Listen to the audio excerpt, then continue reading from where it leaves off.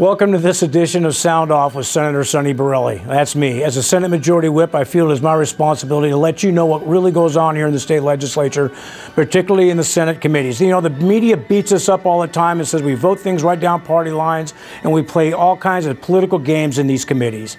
So let's just set the record straight.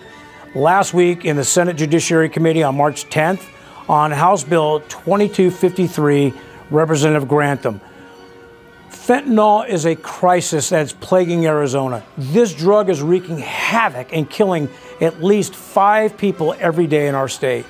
This bill would create a weight threshold for the drug in statute so that if a criminal is found in possession with more than that weight threshold, they would face a stiffer punishment. Guess what? All 3 Democrats voted against that bill. And then we go to House Bill 2347. Representative Payne addresses the outrageous length of time it takes to conduct an investigation on a law enforcement officer after a complaint has been made.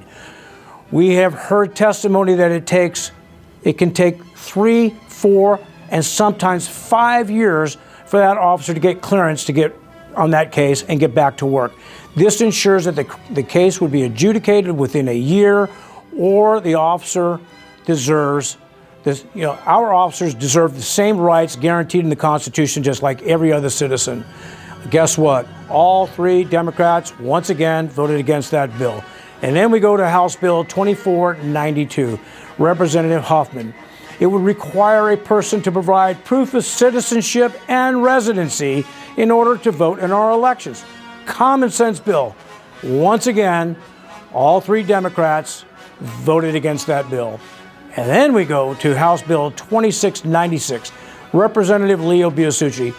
For those who are convicted of sexually abusing children, this bill would increase the minimum sentence to 39 years to a maximum of 111 years. It would also prevent these criminals from getting a pardon or probation without serving the full sentence in prison. And sure enough, as I'm sure you can all guess, all 3 Democrats voted against the bill. So what have we learned today? Democrats don't want free and fair elections. The Democrats want massive amounts of illegal narcotics on our streets. Democrats support organized crime of drug smuggling and human trafficking for indentured servants, which is modern-day slavery. They support prostitution and the child sex trade. Democrats don't support law enforcement. Guess what, ladies and gentlemen? This is what you get when voting along party lines. Thank you for joining me on this edition of Sound Off.